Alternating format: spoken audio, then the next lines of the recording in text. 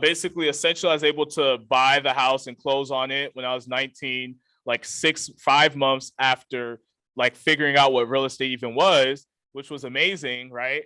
And then now I'm facing even more adversity because then last minute, that same week I closed, the military calls and they let me know, hey, so we're going to send you to the middle of nowhere in the desert on the other side of the country. You're going to have limited connectivity.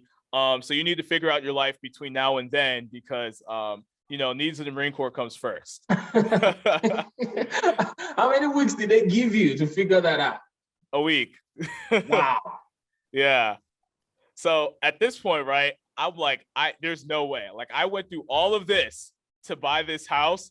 I did not buy this thing to pay my own mortgage. I bought it so other people can pay my mortgage. Yeah. So what I mean, did, you don't even have the money to pay your mortgage. Right. Like it was like a no-fail option. It was like a no-fail option here. So what I did was in that week, I created like this even though I haven't done it before, I created like this Barney style dumbed down system, like A to Z checklist of how to move the tenant in, what forms they need, like I even had like an attire, like how many times you should smile, like everything, like in terms of like just moving a tenant in. It was a little bit overkill. And I gave it to a buddy who was actually getting out the Marine Corps, who had a little bit of free time, who was able to do it for me. And he no experience, but I dumbed down checklist. I'm on the other side of the country. He was able to do it from my checklist 80% as good as I would have. And so I came back from this field exercise with 5 random people in my house, but hey, now I'm making money, right? Wow.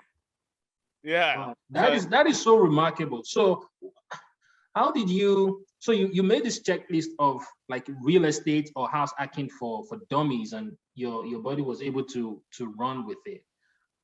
How did you come about creating that checklist?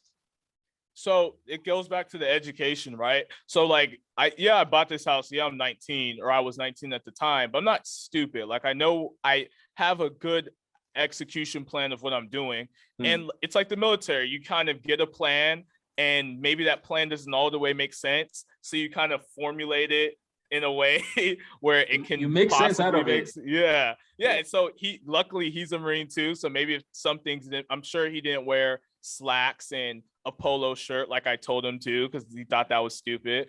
But I just basically used all that education that I had done and studied, and then like I got different, and then obviously I would call people and see what their processes were like, and I just created it from then. So I took all these different resources, Bigger Pockets, the book on managing rental properties, the house hacking strategy by Craig Curlop. I messaged Craig Curlop himself and got some more information from him. I messaged other people on Instagram who house hacked. And then I messaged Todd Baldwin, the guy who I first listened to his podcast, and he did Rent by the Room, and they all responded, and they all gave me some tips and resources that allowed me to create this checklist. Yeah. So it's just about reaching out. Like, so one thing I've heard about from people who are trying to do different things. It could be, someone has aspirations in real estate, or someone even has aspirations in other, endeavors in life. It could be in their career. Is that most people just complain about, I don't have access to mentors. I don't have access to the right mentors. I don't know people who are doing the kind of things that I want to do. I don't know people who have been to the places I want to be. And one thing I find when people say that is they're just not willing to put in the work. They're not willing to send these random messages to strangers on Instagram and send random messages to authors of books that they've read on Twitter or something like that. Just putting in the work and just going through the process over and over again. Sooner or later, something will click. Someone will respond, and that is really when the magic happens. Yeah. And like I just wasn't going to take no for an answer. I was like, if I'm gonna fail, I'm going to fail trying. I'm not gonna fail because I did nothing. Because then you regret it, right? You're like, or then you'll lie to yourself and you say, well, I could have done it if I would have done this and that. And I'm like, so instead of like wishing about it, I was like, okay, well, what's the plan to get it done? And then I went ahead and tried to get it done, and it just worked because I took action. Do And you that's do you think if you were 40 years old or if you were 30 years old, you would still have had the same kind of passion and the same kind of hunger and agility that you had, going after the things that you desire? Do you think you would still have, or do you think your age, the fact that you are young and youthful, had something to do with the kind of zeal and passion that you had going for what you wanted? That's actually a really good question. To answer honestly, it probably is my age, right? Because I have the time. I don't have like a child I'm taking care of bogging me down when I get back home from work. So definitely being young and youthful is my unfair advantage. But the advantage of me at 30 is hopefully I have some type of assets, some type of money because I've lived longer, some more people that I've known, 2 years of W-2, a credit score. So there's different unfair advantages depending on which place you are at in life. And my unfair advantage is I just had energy. Yeah. Other people's unfair advantage is they have a lot of money. Yeah. I mean, or connections. But I think your mindset is unique in a sense, though. I mean, you talked about the story of how you worked out on the basketball team and you were caught many times and you never really stepped up on the court. I mean, that was rejection, like at a quite early age, and that would have even contributed to your ability actually to take rejection on the chin and just move on to the next thing. Because I think someone did a research. What they tried to do was just subject themselves to rejection over and over and over again. And after some time, it didn't matter who said yes, and they were able to then aspire and go for bigger things because they had experienced rejection in small things over and over and over again. So there's a sense in which that early rejection, maybe in your aspirations to play on the basketball team, and many other life experiences that you've talked about or alluded to on the program today, contributed to your ability to just look the other way when someone says no, or to just say that I'm going to go to the next one. I've not called. When you said that, when the bankers were saying no, you just thought that I've not called enough people. Like not many 19-year-olds have that kind of resilience, to think that way and say, oh, I've not just called enough people, I need to call more people. Like that mindset comes from somewhere. I don't think it's only about youth. I think that mindset comes from somewhere. Yeah, I think, I mean, now that you mention it, probably being rejected in basketball definitely played a big role from it, right? Because and then being in the military, I guess, plays a big role because you go through boot camp and you get told you suck every single day, multiple times a day for however many weeks. I mean, that has to do something to you. Yeah. And you don't chalk this up to biology or DNA in any way. DNA, biology. I like, I'm sure I've seen my parents have failed, but I mean, not every parent is showing their failures to their child. So I didn't really see it. Actually, I know I didn't see it because there's some things, you see when you're older, that you notice about your parents that maybe you overlooked or you didn't see at all when you were younger because they're being strong for you. Yeah. So maybe it came from DNA, but I wouldn't be able to tell you. Yeah. So what's your those family members that you approached when you were looking for that down payments and everything? What do they say now when they see you like controlling almost $1 million worth of real estate? I would say that at that point, right, when I had that first property, heard nothing about it. Then when I bought the second property, the $600,000 cabin in the Great Smoky Mountains, I would say because of the Bigger Pockets Money podcast that I was on, that probably kind of made it more real. I still don't like, I'm probably still not going to be able to get them to give me any money or partner with me or anything like that. But I definitely do see the more like, oh, we're so proud. We knew you could do it. It's crazy. You get it. You definitely get that once you kind of get recognition from other people. But I understand it. Talk a little bit about that. The property in the Smoky Mountains. Are you sure you don't want to hear the numbers about the first property first? Oh yes, tell us about the numbers. Unique as well. Yes, please. So, like I said, now I had the 5 rooms rented, and they're not paying nothing to live there. So basically, I bought the property for $246,000. I had to put 5% down to qualify for the loan. So that was 12,300 with furnishing cost and all the other miscellaneous costs. I think that was another $7,000. I was all into this property for $22,000. Sorry, my throat. And so I rent out the property. My mortgage is like $1,200, and I collect $3,800 a month in gross rents from the property. So I put away a significant amount of money for reserves, or at least I was at first. Now, not as much. But I like to say that my year one numbers, I was cash flowing anywhere between $1,300 to $1,500 a month. Wow. On your first property, after you paid your mortgage. After mortgages, after setting aside over $500 a month for like future capital expenditures and reserves. And I forgot to mention what I'm actually doing. So I'm house hacking this property. So I'm living in it, and then I'm renting out all the spaces. So basically it's something people do to get ahead in life, because your living expense is a huge portion of your housing expense is a huge portion of your monthly overall expenses. Right. So I have eliminated it, even though in the Marines I live for free. That's why I had to make money off of it. And now I'm being paid to control this multi-$1,000 asset, right? I'm building equity in the home. They've paid down my mortgage a little bit. The house is worth probably $60,000 more than I paid for it already.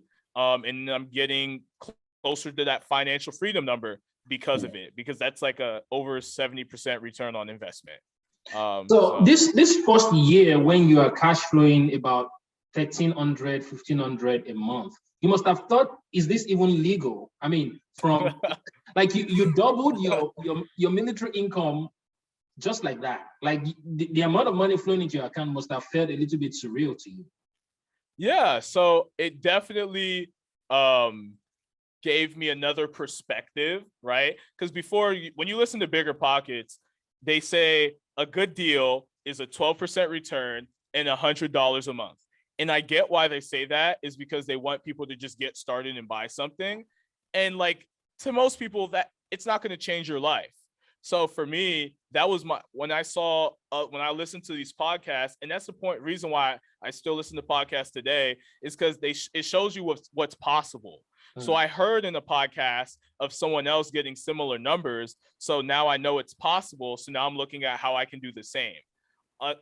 And this is another mentality that I'd like to share, is a lot of people will look at other people, like maybe someone who has no properties might feel like they need to compare themselves to me, or they say, oh, I wish I would have done this when I was that young. Imagine where I'd be today.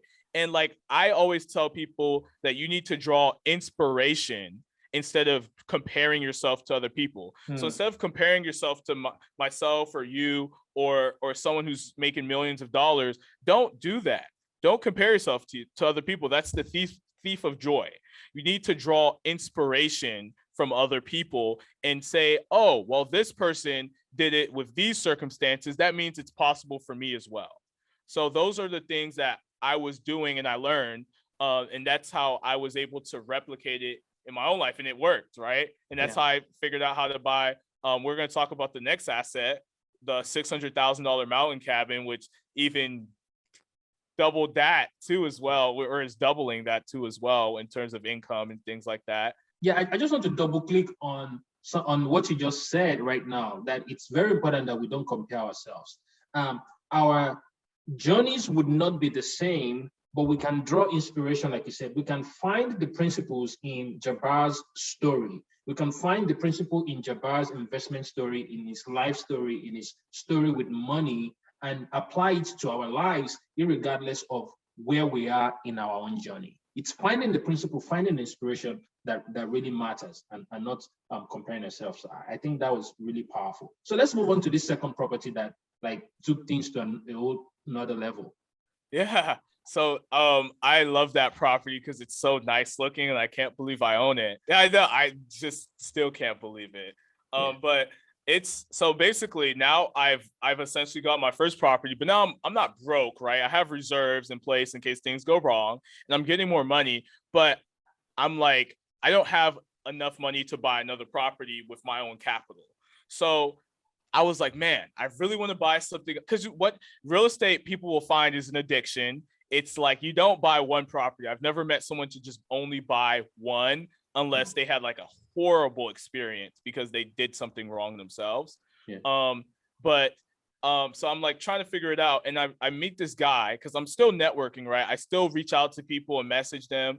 And this one guy, he's also a Marine. He had 3 cabins at the time, and his 3 cabins, he is netting like his cash flow, money in his bank account every year from 3 properties was $150,000 a year. Wow. And so I was like, holy smokes, that wow. Are you like lying to me? Like, let me see bank statements, dude. And so, yeah, like so then he proved it to me based on like facts and data and things like that. He didn't show me his bank statements, and I didn't ask that way, but I saw that and I was like, okay, I need to do that because that gets me closer to my goal, right, of being financially free. Because at the end of the day, that is the goal, is to be financially free as quickly as possible. So then now I'm going on the same path, trying to replicate what he did.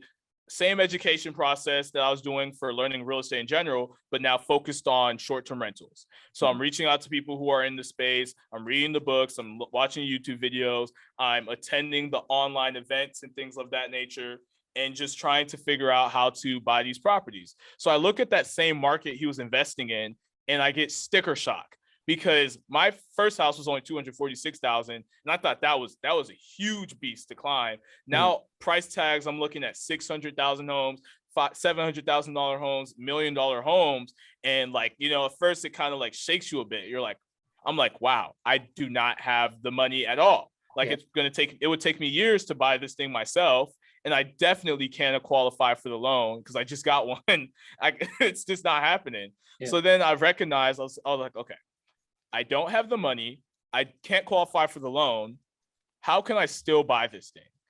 And so by changing my mindset from what I don't have to like what, you know, because I knew what I did have is I have time, I can educate, I can try and figure it out. How can I figure out how to still buy this thing, even though I don't have these 2 things? And when I start flipping that to how can I, light bulbs went off. So I was like, okay, you need someone to give you the money and you need someone to qualify for the loan. Let's see if those 2 can be the same people, to make it simple. So same thing, man. I'm calling everyone in my family. Hey, I've already bought a property. I have this proof of concept. It's going really well. Let's do this other crazy venture, right? Give me your life savings and get into hundreds of thousands of dollars of debt to basically buy this property with me, and let's see if it works. That's not how I pitched it. I obviously did a lot of research and tried to be professional and everything, but that's probably how they heard it. And so they all told me no again. So more rejection. So it's like, man, and now I can't use the Marines because the Marines can't qualify for a $600,000 loan either. So now I'm like, man, this money is somewhere, and the person to qualify for this loan is somewhere. So I'm like, I'm throwing shots everywhere. I'm telling every single day I had this goal. I think it was like 5 people I'm going to talk to about real estate. That's it. Tell them I'm a real estate investor. Tell them what I do. I'm going to talk to them about it. And maybe it will lead to like me meeting someone who can possibly invest with me on this deal. So that's what I did every single day, talking to people, shoving real estate down everyone's throat in every single conversation, and telling my friends to tell their family what I'm looking for, throwing it out into the universe, praying to God. And so I start getting some appointments lined up, start preparing my presentation to present to people outside of my family who don't know me. And this is a big ask, right? To present them the opportunity to invest with me on a deal. And so my first time on the phone, I was so nervous. Like I was like shaking the entire time. And then it was a call like this, and I like hung up the phone because I was just too nervous. And then I called them back pretending like the call dropped or something, even though it was obvious that it didn't, and I actually just hung up. And just needless to say, that person did not invest with me. She never messaged me back. She was tough, but that was great. That was what I needed. So I went through a bunch more of those no's, and this is going to be funny. And so the first time I had success with this thing is I'm just still doing the same process, but someone who I had told in the past had like just blurted, like mentioned in conversation in passing to my master sergeant that I was looking for money to buy a deal, buy this $600,000 property. So my master sergeant, keep in mind, you're in the military, you understand this. I'm not talking to this. We don't have a close relationship. No. Like he's up there. I'm at E3 at the time. Like, we don't talk. I have to ask. He doesn't even know you. Yeah, exactly. What he knows is that I'm like, I work for him. He knows just knows of I want to you. hit. Yeah, exactly. But he doesn't care about you. Exactly. So then the guy's like, oh, really? Like, he says this to me. He's like, hey, I have a lot of money because he has some assets and I'm looking to put it somewhere. Like, let me know what you got. So, I don't pitch him or anything. I just like tell him a little bit about it. He's like, okay, cool. Let's talk about it later. So, I'm planning on like making another presentation for him. And like, maybe I was going to sit on it for a week. No, the very next day I'm standing duty like I am now. He pulls me into his office and he's like, so tell me about what you have going on. So I'm telling him about it, like not prepared. There's no pitch here. I'm just telling him like some overall summary. And then he stops me. He's like, hey, I don't really care about any of that. He said, I saw like all the work that you're putting in to rent out your property, when you got sent to this field exercise before. And I think that you have something special going on. So I just want to invest in you. And so he goes, he's like, so what do you need? Like, what are the terms? Like, what's in it for me? So I tell him my terms. Because obviously I've been researching and preparing for this moment. So I knew what to say. So I was like, yeah, so we'll do $80,000, 10% interest only payments, 5-year balloon. So you get paid back in 5 years, yada, yada, yada. And so he was like, okay. And I was surprised. I was expected to negotiate, like, hey, actually, let's do 15%, and he was like, nah, that's cool. And I'm like, wow, okay, well, I'll let you know if I find something. Wow. So, and he didn't want to be on the debt. He didn't want to be in debt. He's like a debt-free type of guy. But so I had to look for someone to qualify for the loan now. So now I'm going through the process again of looking for someone to qualify for the loan. And now the pot's even sweeter. I have the money. You don't even have to put money into the deal. You just need to guarantee the loan. Friends and family, no. I eventually just, in passing, someone who joined that Sheiks Freaks mastermind for the first time, I saw he was doing Airbnbs, and I wasn't even trying to pitch him. I was just trying to meet him. So what does that guaranteeing the loan entail? So you have the money from the master sergeant now. He has committed to the money. So this other person that you're looking for, what do they have to do? They just have to be the ones to give the bank their information? Right. So all they have to do is basically sign the debt. Like when buying the house, they go through they have to buy. So I thought all they had to do was sign it. I'd be able to wire the money, but that's actually not allowed. They had to buy the house. The house is going to be in their name. Mm-hmm. Okay. Right. So, and I'll get into like the details of that in a second. Okay. So eventually the guy joins the mastermind, and then we talk. And I'm not even trying to pitch him. I'm just meeting him because I didn't think he was going to be a candidate. I knew nothing about this dude. I'm just telling him about how I thought I had this great opportunity, and I'm telling everybody about it, and no one's taking me up on it. And then so I'm venting to him about like all the details, and like I'm like asking him for advice, like does this make sense to you? And then he's like, yeah, actually, I think I'm interested.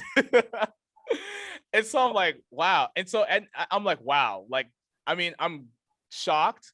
I'm a little bit upset because I spent hours on this presentation, that I was making and pitching to people, and this is the way that it ends up working out. So now I have the money and I have the person to sign the debt. So we go through the process, we make our offers, we lose, we go through the entire process, but we eventually get something under contract. That was a good deal, thank God. And we close on it. And basically what had ended, we found out that I couldn't be on any of the documents at all. That's what the lender told us. He had to buy it in his name, and then we could do whatever we wanted with it after we close. Okay. So basically he bought the property, and then he basically transferred title to our LLC. that both of us are 50% owners of. Okay. And then I gave him the money, right, to cash him back out because he had to buy it himself. So he had to put down the money. So I gave it back to him with the money I got from my master sergeant. And now we both own this thing, right? Yeah. So the plan with basically paying back off the debt is, I mean, right now, actually, the house has appreciated. It may have appreciated $100,000. Mm-hmm. So, I mean, we're paying interest now. It's like $500. It's not much. And as eventually, like probably, hopefully sometime this year, we're going to be able to take cash out refi and just pay him back. Okay. And pay the guarantor back. Right. Okay. So that's how we structured it. As it is right now, you both own that property in the Smoky Mountains. Right. And very soon you do a cash out refi, pay him out, and then you become the sole owner of it. But you are the one operating it primarily. Yeah, I do everything. I manage it like myself from Georgia. I've managed the property in Tennessee from Georgia. And that's one thing I want you to speak to a little bit. Most people advise that, especially if you're getting into real estate, to start with, you should only invest in the areas you are familiar with in your immediate vicinity. Mm-hmm. And some place where you can drive max maybe 30 minutes, 45 minutes max to and see your property. You are investing out of state, and this is just your second property. How easy is that to manage property out of state? And would you advise folks who are just getting into real estate investment to invest out of state? So after like seeing how it went with me, sort of, and keep in mind, I've probably, that house I have in Savannah, I travel often. So there's times where different things need to be done for the house and I'm not there to do it. And I just have to call someone to take care of it. So I don't actually think there's really a difference between managing a property that's 30 minutes away from you or 2 states away from you or even a country away from you. All I do is I make phone calls to people that I've vetted and I've talked to, and they come fix it. When the AC goes out, me being there will do nothing. I don't know how to fix an AC. I'm going to get on the phone. I'm going to call the HVAC repair guy. He's going to schedule an appointment to come and see the property. He's going to type in the door code, open it up, do his business, and I'm going to write a check. So there's not really much of a difference. The only thing is when you're out of state, it's more pertinent that you have a team that you can trust. So my team, my person I trust is my cleaners. They're my everything. Like without them, I am nothing without them. And there's multiple I could hire, but I have cleaners I trust and they oversee the property. They send me messages whenever anything's wrong, things need to be restocked and things like that. Yeah. And then I have a list of handyman, electricians, HVAC guys, roofing guys, everything that I need, or not everything, but most of the things that I need in case something goes wrong. So I'll just make a phone call. They'll go to the property. They'll do their business. My cleaners will be there. They'll see if something went wrong, and then, my worst case scenario is the guest comes in and they're like, oh my gosh, your heater's still not working. And then I know, oh snap, my heater's not working. I'm so sorry. I need to call a different guy because maybe this guy robbed me to go ahead and fix it. And the reason why I'm able to do that too is because these properties cash flow a lot. So I'm not writing checks from my personal pocketbook. It's coming out the business account. So the business is cash flowing, let's say 30, like we're projecting this property, like our profit to be about $36,000 a year. So an extra $1,500 a month in cash flow for the two of us. Yeah. That's after accounting for a couple $100 a month in just expenses that that aren't reoccurring, like, different things break. So that's what we use to pay for these things. And it's really not that much different. It's just you need to have your team in place. And that's also after accounting for the downtime because of maybe COVID restrictions and things like that. Yeah, definitely. Then you have reserves, right? So some people will, I'm not recommending every 20-year-old buy a $600,000 mountain cabin with no money, because I have money. Like, I don't want people to think that I'm in, gosh, that sounded vein, I have reserves. I have reserves. So I if got something, money. like if a worst case scenario is to happen, I can write a check for not, maybe not forever, but like long enough that I'm comfortable with doing in like what I perceive to be like a realistic worst case scenario. Yeah. So you need to still have money. You just don't need your money to buy it. Yeah. But, and like, if I didn't have money, then like that would be the conversation with the partner. Like, hey man, you're going to need to take more profits, or we're going to have to set aside way more money because I can't support this thing myself. But Yeah. people have to recognize that people are buying real estate with huge deals without using their own money. Because in real estate, you need time, you need money, and you need experience. But you don't need all three of those things yourself. You probably need half of one of those things. You don't even need all of one of those things. You just probably need half. And so that's what I love about it. And that's why I like it better than stocks, because in stocks, there's no way I'm buying $600,000 worth of anything with no money.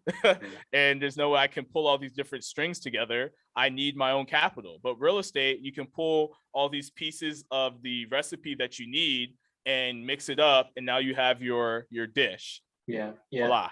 Yeah. In stocks, nothing breaks, but in real estate, stuff can break. And that's why you need your cash reserves. There are many people who preach the gospel of, nothing than real estate, nothing than real estate. Well, yes, if you can pull some of these, ingredients like you highlighted, you can put them together well, but you still need some cash reserves for the raining day, like you mentioned, so that you can write the check when the HVAC, stops working, or the AC stops working. Those times will come in real estate.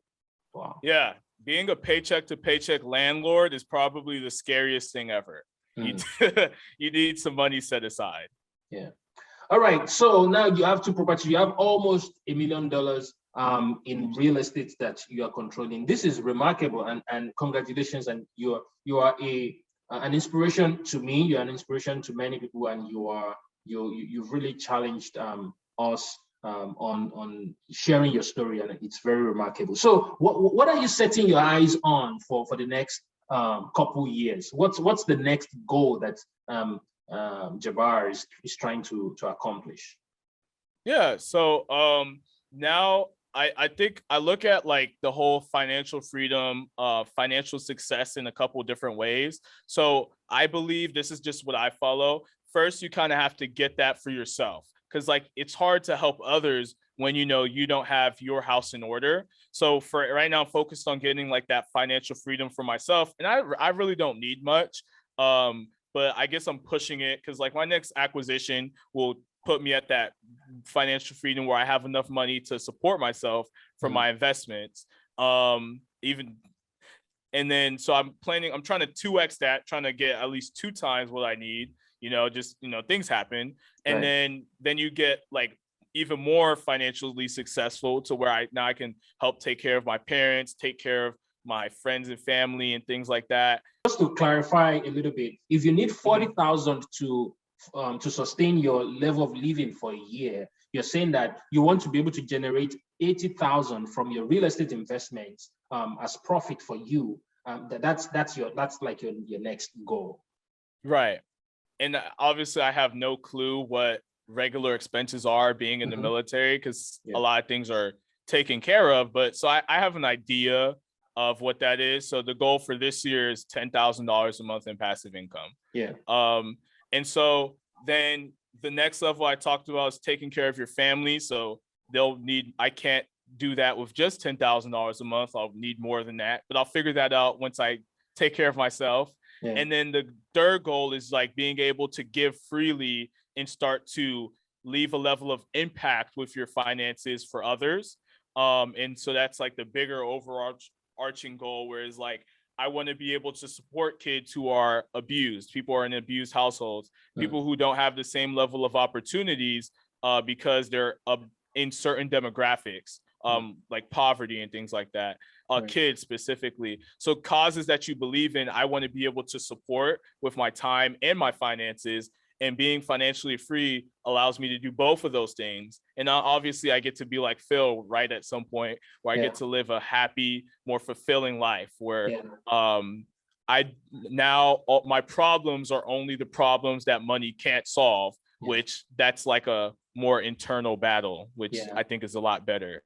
Yeah, that's the dream. People say money doesn't buy happiness, but it depends on the type of happiness you're talking about. Oh gosh. My friend says that money doesn't buy you happiness, but being broke doesn't buy you anything. Being broke doesn't buy you joy either. Yeah, it doesn't buy not even a Happy Meal from McDonald's. So yeah, that is so remarkable that you have your sights set on these very noble ambitions. Obviously, you had many people sowing the seeds of greatness, as it were, in your mind as you grew up. What are some other tools, and the books you read as well? What are some other tools that you have come in contact with that has helped you on your journey to this level? I would say prioritizing relationships has been one of the biggest realizations for me in terms of like growing, because like you never know. I always say that, I say this pretty often, is you're one relationship away from like just changing your life for the better forever. So I try to be really good about giving and adding value to people as much as possible. Like today, I had 3 or 4 people who I spoke to. I basically, whatever they wanted, I answered their question. I gave them all the and obviously just real estate stuff. I gave them all the resources that I could think of to give them, and I expect nothing back in return. And the reason for that is because I know that will come back to me in the future. And when you do that, when you like practice living your life that way, like I can't do a math or spreadsheet about it, but it just something will come back your way that will benefit you personally, maybe business-wise, finance-wise, or whatever in the future. So I am a big like relationship guy, and I meet people, I network a lot. I DM people still to this day. I don't care if you make more money than me or less money than me or whatever. If I feel like I can add value to you, and you can as well, I'm probably going to reach out to you.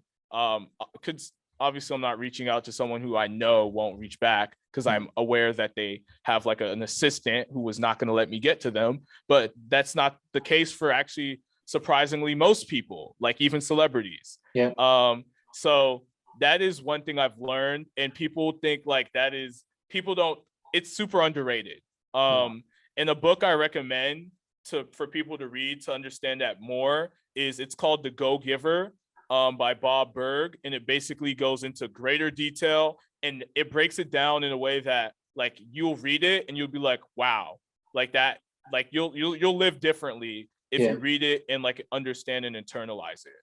Yeah, that's remarkable. What other books would you recommend? It doesn't have to be real estate. I know you've mentioned a couple of real estate books already. Let me show you this real estate book that I just bought. I just bought this one, Investing in Duplexes, Triplexes, and Quads, by Larry Loftus. So it doesn't have to be real estate related, but what are some other books that you recommend that people read that will just make our lives better and have this kind of undefeatable mindset that you seem to have? The One Thing by Gary Keller, it talks about, man, I'm gonna butcher this because I'm rereading it right now. I'm reading it for the 3rd time.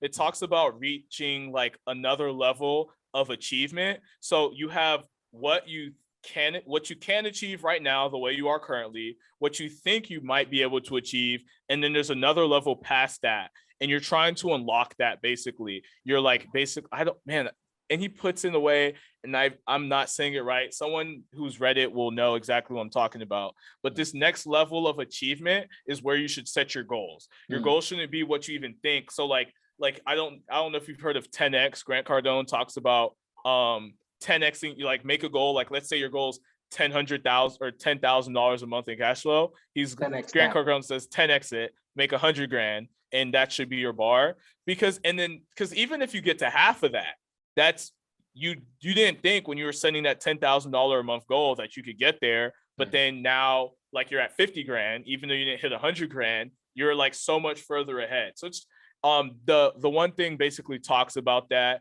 and it also talks about like there's one thing that you can do that makes everything else easier or unnecessary. So if you constantly ask yourself that question, you'll unlock new levels of success. Yeah. Thank you very much. I think that's a good place to draw the curtains on today's show. Thank you very much, Jabbar, for coming and sharing so freely about your experiences and your insights on real estate and just your life experiences and journey so far. I'm very sure this would be very useful for anyone who comes across this video. So thank you very much for coming on the show today. Yeah, no problem. And if anyone wants to find me, I'm on Instagram at Jabbar_investor. That's JABBAR_investor instead of store, because I'm a star. And then Jabbar Adesada on LinkedIn and Cheeks Freaks. I'm pretty active on Instagram though. Good. Awesome. So thank you very much, everyone, for watching, and I will see you guys on the next show. Bye-bye.